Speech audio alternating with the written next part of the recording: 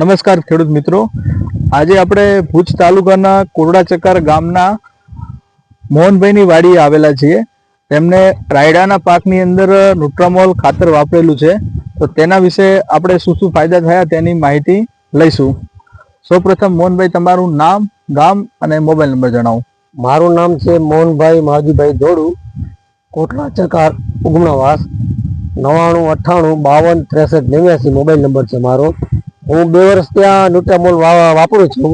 મને એમાં ઉગાવમાં જનરેશનમાં અને લીલાશ પડતું સારું દેખાય છે. ગઈ સાલ મેં દાણામાં વાપરેલું, આ સાલ રાયડામાં, ધાણામાં અને ઘઉંમાં ત્રણેય પાકમાં વાપરેલું છે.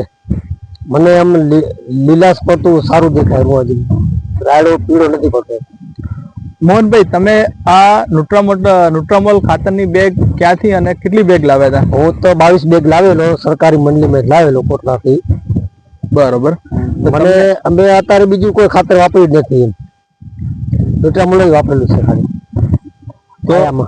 તો આપણે મોહનભાઈ વાત કરીએ કે જે અન્ય રાસાયણિક ખાતરો આવે છે એના કરતા ન્યુટ્રામોલ ખાતર તમને કેવું લાગ્યું? મને સરસ લાગ્યું સાહેબ.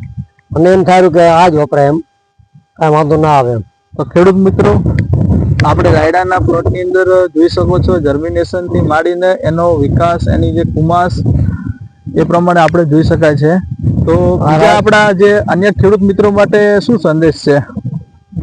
આ રાયડો 1.5 મહિનાનો છે, સમજી ગયા ને? બરોબર, પણ વિકાસ સારો હોય એ પ્રમાણે. બરોબર, ઓકે, ધન્યવાદ.